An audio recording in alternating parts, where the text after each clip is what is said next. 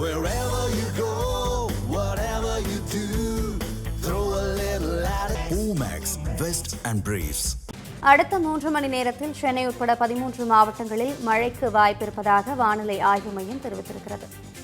சென்னை, செங்கல்பட்டு, காஞ்சிபுரம், கன்னியாகுமரி, ராணிப்பேட்டை, தென்காசி மாவட்டங்களில் மழைக்கு வாய்ப்பிருப்பதாக வானிலை ஆய்வு மையம் தெரிவித்திருக்கிறது.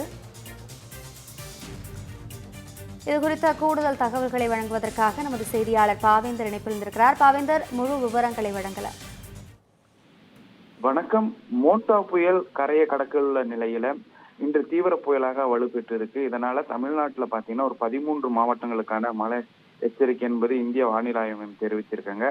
அந்த 13 மாவட்டங்கள் பாத்தீங்கன்னா சென்னை, செங்கல்பட்டு, காஞ்சிபுரம், ராணிப்பேட், திருவள்ளூர், திருவண்ணாமலை, வேலூர், திருப்பத்தூர், விழுப்புரம், தென்காசி, திருநெல்வேலி, தூத்துக்குடி, கன்னியாகுமரி ஆகிய பகுதிகளில் மிதமான மழை பெய்வதற்கான வாய்ப்பு இருப்பதா தெரிவிச்சிருக்காங்க.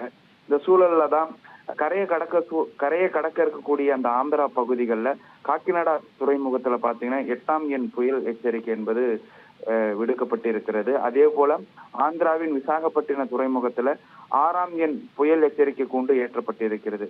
மசுலப்பட்டினம், நீந்தாம்பட்டினம், கிருஷ்ணாம்பட்டினம் ஆகிய 3 துறைமுகங்கள்ல 5ஆம் எண், அதாவது அபாயகரமான புயல் எச்சரிக்கை கூண்டு என்பது விடுக்கப்பட்டு இருக்கிறது.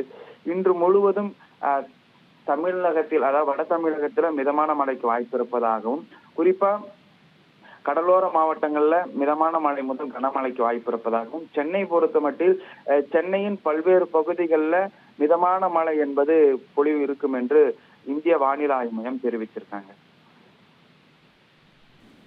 விவரங்களுக்கு நன்றி பாவேந்தர்.